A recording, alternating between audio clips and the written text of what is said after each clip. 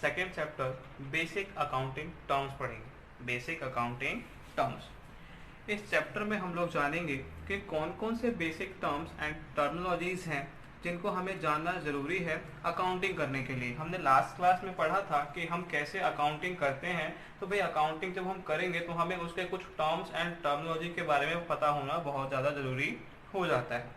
तो सबसे पहले हम स्टार्ट करते हैं, एक एक करके हम सारे के सारे टर्मिनोलॉजीज जो हैं वो पढ़ेंगे। सबसे पहला टर्म जो है हमारे पास है बच्चे, वो है फाइनेंशियल ट्रांजैक्शन। हमें सबसे पहले जानना होगा कि ट्रांजैक्शन क्या होता है। सबसे पहले हम जानेंगे कि व्हाट इज ट्रांजैक्शन, ट्रांजैक्शन क्या होता है। मैं एक एग्जांपल लूँगा आप लोगों के सामने। देखिए, जब हम कोई बिजनेस स्टार्ट करते हैं तो इस बिजनेस को स्टार्ट करने के लिए और इस बिजनेस को रन करने के लिए भी बहुत सारे आदान प्रदान करना पड़ता है। बहुत सारी चीज़ें, हमें बहुत सारे छोटे छोटे ट्रांजेक्शन्स करने होते हैं। जैसे हमने गुड्स परचेज किया, सामान खरीदा, है ना, फिर सामान खरीद के सामान को बनाना होता है, सामान को बनाने के बाद सामान को सेल करना होता है, हमें सैलरी पे करनी पड़ती है, हमें भाड़ा किराया देना होता है। जैसे क्या बोलते हैं, जो क्या कहते हैं, भाड़ा और किराया होता है, उसको हम लोग कहते हैं रेंट हो गया। जहाँ पे हम लोग काम कर रहे हैं उसका रेंट हो गया। और बहुत सारे छोटे मोटे खर्चे होते हैं, बहुत सारे छोटे मोटे चीज़ें हमारे बिजनेस में होती हैं। इन सभी चीज़ों को, ऑल दीज एक्टिविटीज़, ये सारी की सारी जो एक्टिविटीज़ होती हैं, है ना, सामान खरीदना, सामान बेचना, सैलरी पे करना, रेंट पे करना, सामान को एक जगह से दूसरी जगह पहुंचाना, ये सारी के सारी जो एक्टिविटीज़ होती है इनको हम क्या कहते हैं, आर कॉल्ड ट्रांजैक्शंस। इन्हीं को क्या कहते हैं बच्चे, ट्रांजैक्शन कहते हैं। ठीक है, चलिए। अब जो ट्रांजैक्शंस होते हैं बच्चे, ट्रांजैक्शंस दो तरह के होते हैं। ये जो ट्रांजैक्शन होते हैं ये दो तरह के होते हैं। जो ट्रांजैक्शन के मोड होते हैं बेटा, पेमेंट का जो मोड होता है वो दो तरीके से किए जाते हैं। एक तो हमारा कैश ट्रांजैक्शन और एक हमारा credit transaction. Cash transaction and credit transaction. बेटा क्रेडिट का मतलब होता है उधार और कैश का मतलब होता है नगद। जब हम कोई सामान खरीदते हैं या फिर बेचते हैं और उसकी पेमेंट हमें इमीडिएटली पेमेंट रिसीव हो जाए या फिर हम इमीडिएटली उसको पे कर दें अगर हम सामान खरीद रहे हैं तो इस तरह के ट्रांजैक्शंस को हम लोग कहते हैं कैश ट्रांजैक्शन। और जब हम किसी को प्रॉमिस करते हैं, प्रॉमिस टू पे एट सम अदर डे, है ना, किसी दूसरे दिन पे करने का प्रॉमिस करते हैं, या फिर कोई हमें कहता है कि आप पैसे जो है वो बाद में लेना, तो हम क्या कहते हैं उस ट्रांजैक्शन को, तो बेटा हम उन ट्रांजैक्शंस को कहते हैं क्रेडिट ट्रांजैक्शन, उधार ट्रांजैक्शंस। ठीक है, फाइनेंशियल ट्रांजैक्शंस आप लोगों को पता है कैसे होते हैं, जो कि बिजनेस से रिलेटेड होते हैं, है ना, पढ़ा था हमने लास्ट चैप्टर में। चलिए, तो ट्रांजैक्शंस क्या होते हैं ये समझ में आ गया आप लोगों को। सारी की सारी एक्टिविटी जो एक बिजनेस में की जाती है उसको हम क्या कहते हैं, ट्रांजैक्शन कहते हैं। ठीक है, चलिए। सेकंड क्या है हमारे पास, सेकंड है कैपिटल। सेकंड जो हमारे पास टर्म है बच्चे वो है कैपिटल।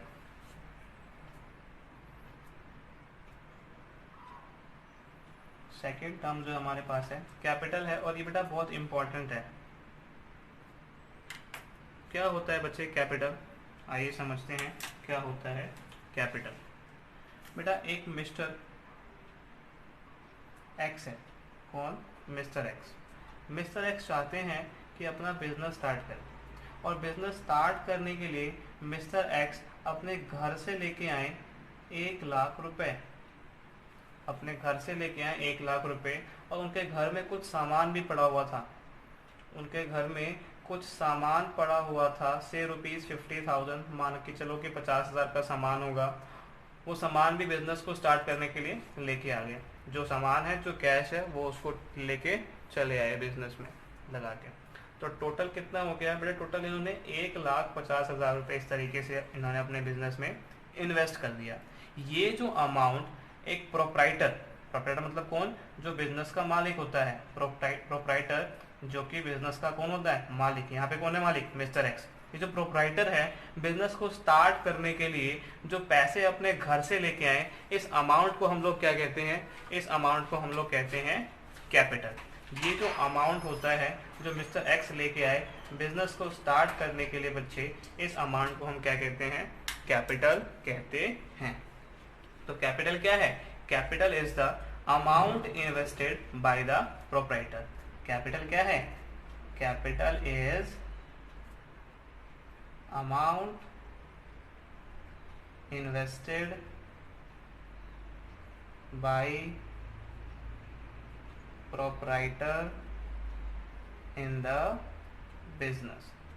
बिजनेस में जो प्रोप्राइटर ने अमाउंट इन्वेस्ट किया है, इस अमाउंट को हम क्या कहते हैं? कैपिटल कहते हैं। बच्चे कैपिटल का एक और नाम है, कुछ और नाम है कैपिटल के। सबसे पहले capital is also known as capital is also known as net worth और ऑनर्स इक्विटी।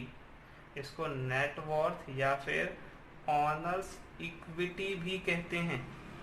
ठीक है, तो हमने दो टर्म्स कंप्लीट कर लिए, पहला फाइनेंशियल ट्रांजैक्शन और दूसरा कैपिटल। होप आप लोगों को समझ में आ गया होगा। चलिए बढ़ते हैं हम तीसरे कॉन्सेप्ट की तरफ, है ना। तीसरा जो हमारे पास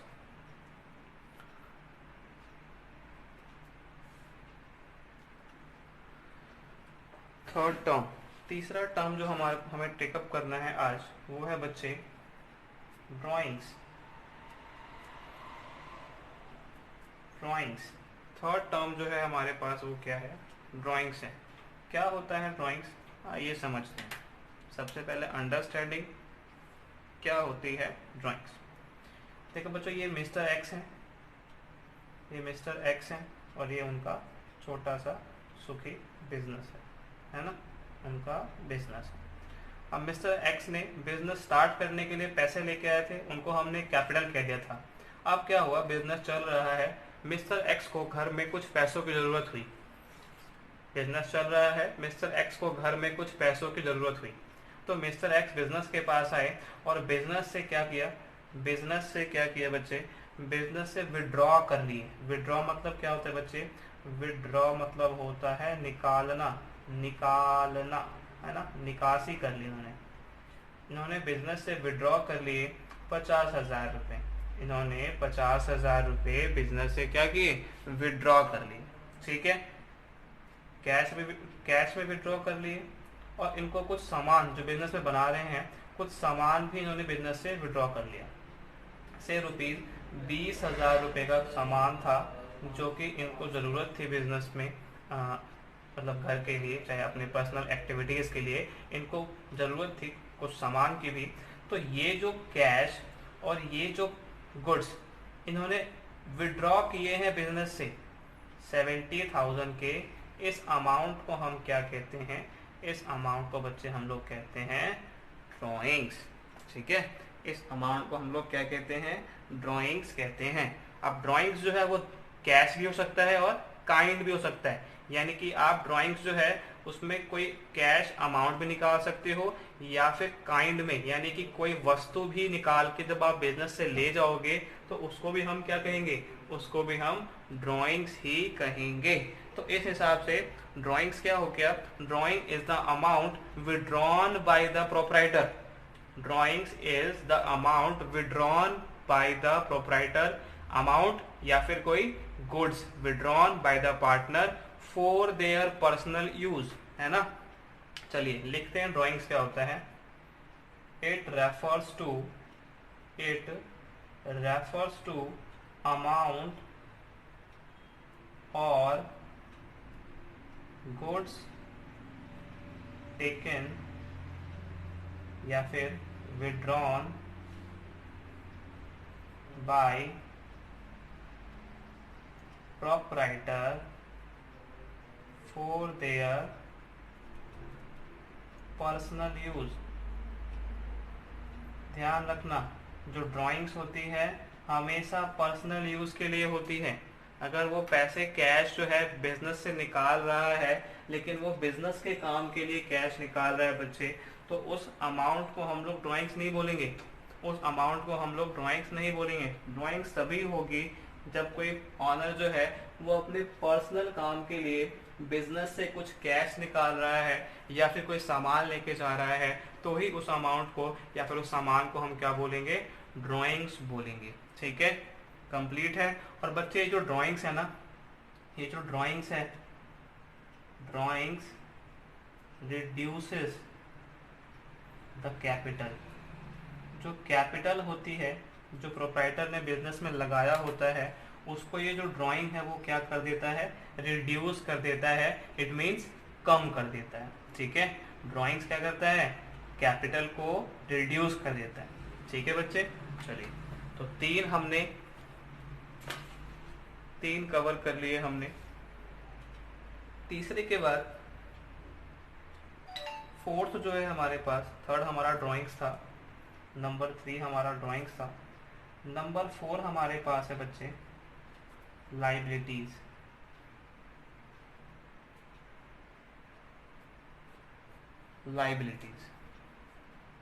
लाइबिलिटी होता क्या है, amount owed by the business,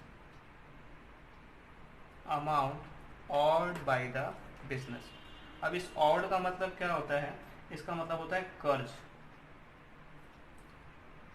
liability वो अमाउंट होता है जिसे बिजनेस ने कर्ज में लिया होता है।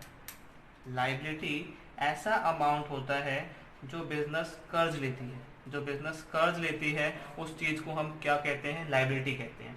बिजनेस के ऊपर कुछ भी अमाउंट जो है वो कर्ज का है, जिसे बिजनेस को बाद में वापस लौटाना है, उस अमाउंट को हम क्या कहते हैं बच्चे, लाइबिलिटी कहते हैं। वो सारे अमाउंट जो बिजनेस को बाद में क्या करना होता है, लौटाना होता है, उस अमाउंट को हम लोग क्या कहते हैं, उस अमाउंट को हम लाइबिलिटी कहते हैं। अब बच्चे जो लाइबिलिटी है उसको दो पार्ट्स में डिवाइड किया गया है। अभी जो लाइबिलिटी है उसको दो पार्ट में डिवाइड किया गया है। लाइबिलिटी को दो पार्ट्स में डिवाइड किया गया है। पहला पार्ट जो है बच्चे उसको हम कहते हैं नॉन करंट लाइबिलिटी, और दूसरा जो है वो है करंट लाइबिलिटी। ये जो डिफरेंस है लाइबिलिटी में करंट और नॉन करंट, वो जो डिफरेंस है ये on the basis of their payment, इनके पेमेंट के बेसिस पे इनमें क्या किया गया है बच्चे, डिफरेंस किया गया है। जो नॉन करंट लाइबिलिटी होती है, जो नॉन करंट लाइबिलिटी होती है बच्चे, उसकी जो पेमेंट होती है, पेमेंट आफ्टर 1 ईयर, है ना। जो नॉन करंट लाइबिलिटी होती हैं वो ऐसी लाइबिलिटी होती हैं जिनके पैसे हमें 1 साल या उससे ज़्यादा साल के बाद लौटाने होते हैं। जैसे 1 साल के बाद, चाहे 2 साल के बाद, 4 साल के बाद, 5 साल के बाद, 10 साल के बाद, जो भी जितने भी ऐसे हमारे पास अमाउंट होंगे जिनकी पेमेंट हमें 1 साल के बाद लौटानी है, इन सभी लाइबिलिटीज़ को हम क्या कहते हैं बच्चे, नॉन करंट लाइबिलिटी कहते हैं। और एक होता है बच्चे करंट लाइबिलिटी, जिसकी पेमेंट जो है वो विद इन 12 मंथ हमें करनी होती है, जो कि 12 महीने के अंदर ही जिसकी हमें पेमेंट करनी होती है बच्चे, उसको हम क्या कहते हैं, करंट लाइबिलिटी कहते हैं। करंट लाइबिलिटी ऐसी लाइबिलिटी होती है जिनकी पेमेंट 12 मंथ से के अंदर ही करनी होती है। और नॉन करंट लाइबिलिटी ऐसी लाइबिलिटीज होती हैं जिनकी पेमेंट हमें 1 साल के बाद करनी होती है। कुछ एग्जांपल्स मैं बता रहा हूँ इनके आप लोगों को। जो नॉन करंट लाइबिलिटी है उसके एग्जांपल हो गए, जैसे कि आपने लॉन्ग टर्म लोन ले लिया बैंक से, 5 साल के लिए, 10 साल के लिए लॉन्ग टर्म लोन ले लिया, तो ये क्या हो जाएगा आपका नॉन करंट लाइबिलिटी हो जाएगा। ठीक है। और अगर मैं बात करूँ करंट लाइबिलिटी की, तो इसमें आ जाता है बच्चे आपका short term loan. Short term loan छोटी अवधि के लिए, कम अवधि के लिए जो आप लोन लेते हो, आप बैंक में गए, आपने बैंक से लोन लिया और बोला कि मैं इसको आपको 6 महीने में लौटा दूंगा, तो ये जो लोन हो गया वो क्या हो गया, करंट लाइबिलिटी हो गई। और एक और चीज़ आती है इसमें बच्चे क्रेडिटर, जो कि हम आगे पढ़ेंगे। ठीक है, इस पर भी स्टार लगा लो, आगे मैं आपको अलग से समझाऊंगा इस क्रेडिटर को।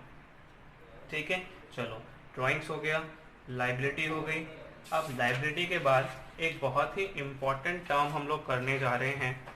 लाइबिलिटी के बाद एक बहुत ही इम्पोर्टेंट टर्म जो है वो हम लोग करने जा रहे हैं, उसका नाम है बच्चे असेट्स। असेट्स, बहुत ही ध्यान से सुनना असेट्स के बारे में। 4th नंबर का, 5th नंबर का है हमारे पास, या 4th नंबर का है असेट्स। ठीक है, असेट्स। असेट्स क्या होता है बच्चे, पहले मैं कुछ वर्ड्स जो है वो लिखवाना चाहूंगा आपको असेट्स के लिए। असेट्स आर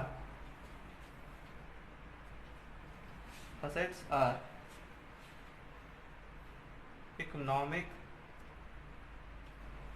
हाँ जी बच्चे, assets are the economic resource of the business. Assets क्या है, इकोनॉमिक रिसोर्स हैं बिजनेस के। इकोनॉमिक रिसोर्स क्या, ऐसे रिसोर्सेज जो हमें फ्यूचर में बेनिफिट देते हैं। कैसे बेनिफिट्स, इकोनॉमिक बेनिफिट्स देते हैं। तो ऐसे रिसोर्सेज को हम क्या कहते हैं, असेट्स कहते हैं।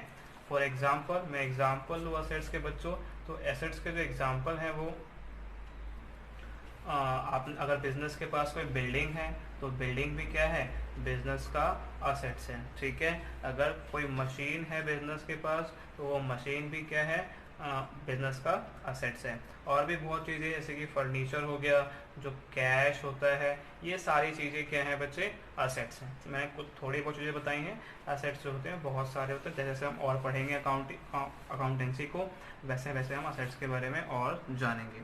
अब बच्चे जो असेट्स है, असेट्स को क्लासीफाई किया गया है 3 कैटेगरी में। असेट्स को क्लासीफाई किया गया है बच्चे 3 कैटेगरी में। असेट्स को क्लासीफाई किया गया है अंडर द 3 कैटेगरी। सबसे पहला non current assets, non current assets. दूसरा है करंट असेट्स एंड तीसरा है फिक्टिशियस असेट्स। ठीक है, इन 3 तरीकों से असेट्स को जो है वो क्लासीफाई किया गया है। सबसे पहले हम समझते हैं कि नॉन करंट असेट्स क्या होते हैं। बेटा, नॉन करंट असेट्स ऐसे होते हैं जो नॉट फॉर रीसेल, ऐसे असेट्स जो कि दोबारा बेचने के लिए ना खरीदे गए हों। ऐसे असेट्स जिनको हमने दोबारा बेचने के लिए ना खरीदा हो, इनका काम क्या होता है, इनका काम होता है टू फैसिलिटेट बिजनेस ऑपरेशन। इनका काम होता है कि जो बिजनेस के ऑपरेशंस है उनमें क्या करे, हेल्प करे। जैसे कि मशीन है हमारे पास, तो मशीन क्या करेगा, अगर हमारा काम है बेटा पेन बनाने का, तो वो मशीन जो है वो हमें पेन बनाने में मदद करेगा। जो मैंने मशीन खरीदी है वो मेरी हेल्प करेगा उन पेन को बनाने में। तो क्या हम मशीन जो खरीदते हैं वो दोबारा बेचने के लिए खरीदते हैं? नहीं सर, हम मशीन को बेचने के लिए नहीं खरीदते हैं। ठीक है। दूसरा हो गया बिल्डिंग। क्या बिल्डिंग हम दोबारा से बेचने के लिए खरीदते हैं? नहीं, हम बिल्डिंग इसलिए खरीदते हैं ताकि हम उसमें बिजनेस को अच्छी तरीके से, बिजनेस के ऑपरेशन को कर पाए। ठीक है। तो जो ऐसे एसेट्स हों जिनको हमने दोबारा बेचने के लिए ना खरीदा हो और जो फैसिलिटेट करते हो बिजनेस के ऑपरेशंस को, जो फैसिलिटेट करते हो बिजनेस के ऑपरेशंस को, जो ऐसे एसेट्स होते हैं बच्चे, इनको हम क्या कहते हैं, नॉन करंट एसेट्स होते हैं। एक और चीज, for long term point of view, है ना, जो हम असेट्स खरीदते हैं नॉन करंट असेट्स, वो long term point of view से होता है ना, कि ये लंबे समय तक हमारे साथ रहने वाला है। ठीक है। दूसरा क्या है बच्चे, करंट असेट्स। करंट असेट्स बेटा, करंट असेट्स ऐसे असेट्स होते हैं, करंट असेट्स ऐसे असेट्स होते हैं which is converted into cash, जिनको हम कैश में कन्वर्ट कर लेते हैं विद इन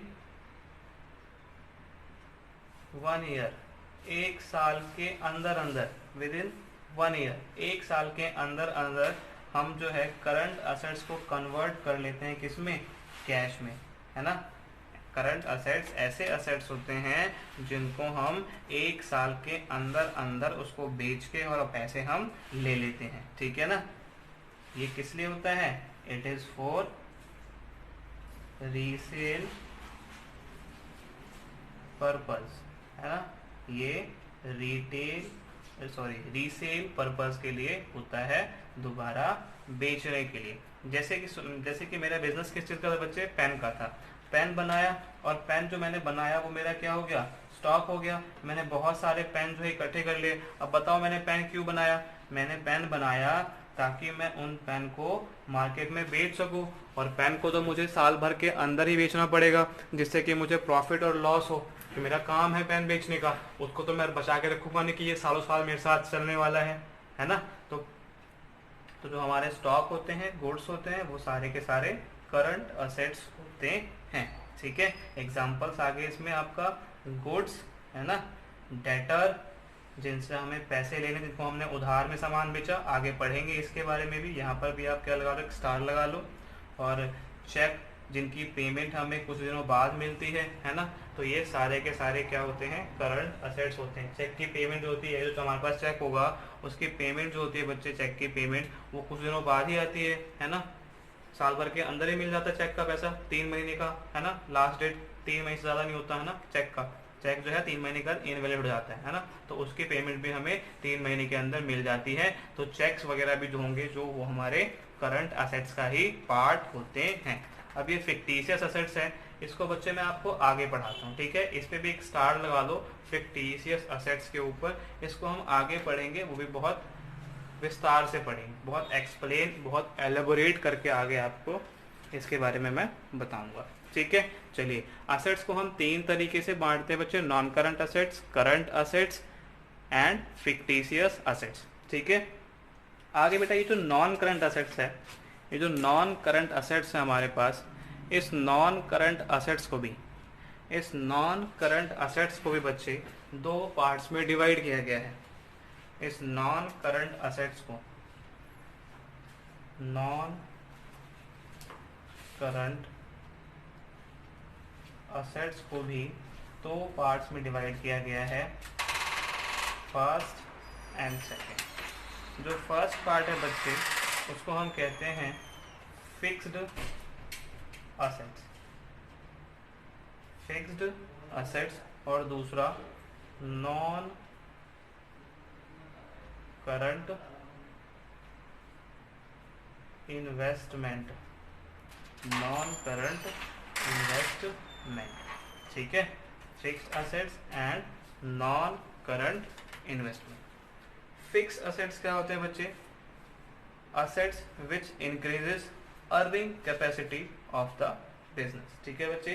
फिक्स्ड असेट्स जो होते हैं वो ऐसे असेट्स होते हैं जो बिजनेस के अर्निंग कैपेसिटी को इंक्रीज करते हैं, ठीक है। फॉर एग्जाम्पल, थोड़ा लिख भी लेते हैं, assets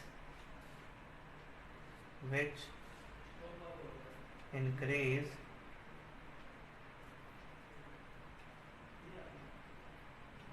earning capacity of business, जो बिजनेस के अर्निंग कैपेसिटी को बढ़ाते हैं।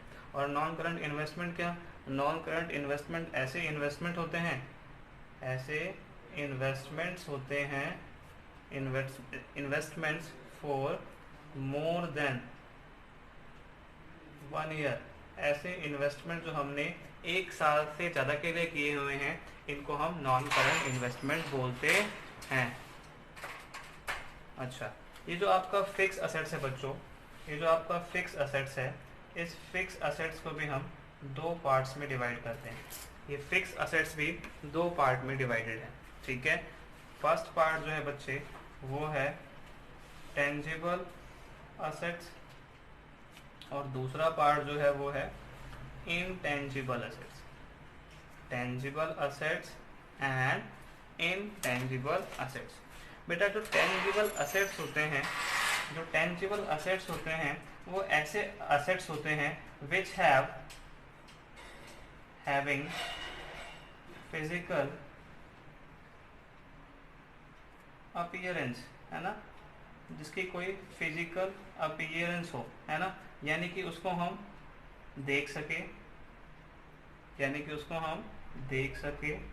कैन बी सीन, है ना, उसको हम छू सके, कैन बी टच्ड एंड, है ना। टेंजिबल असेट्स ऐसे असेट्स होते हैं जिसके पास फिजिकल अपीयरेंस होती है, जिसको हम देख सके, जिसको हम छू सके। फॉर एग्जाम्पल बिल्डिंग, है ना, बिल्डिंग देख सकते हैं, छू सकते हैं, फिजिकल अपीयरेंस है। फर्नीचर देख सकते हैं, छू सकते हैं, फिजिकल अपीयरेंस है ना। और बताओ मशीन देख सकते हैं, छू सकते हैं और फिजिकल अपीयरेंस, ठीक है बच्चे। तो ये सारे के सारे क्या हुए, टेंजिबल असेट्स हुए। ऐसे ही बेटा एक होता है इनटेंजिबल असेट्स। इनटेंजिबल असेट्स ऐसे असेट्स होते हैं जिनके पास नॉट हैविंग फिजिकल अपीयरेंस, कोई फिजिकल अपीयरेंस नहीं होती, यानी कि वो कांट बी सीन, ना तो देखे जा सकते हैं, और कैन नॉट बी टच्ड, ना ही उसको छुआ जा सकता है। सर ऐसे भी असेट्स होते हैं क्या? हाँ जी बच्चे, ऐसे भी असेट्स होते हैं। अब मेरे पास ना एक कंप्यूटर है और कंप्यूटर के अंदर सॉफ्टवेयर है, तो क्या आप उसको छू सकते हो? क्या सॉफ्टवेयर का कोई फिजिकल अपीयरेंस होता है क्या?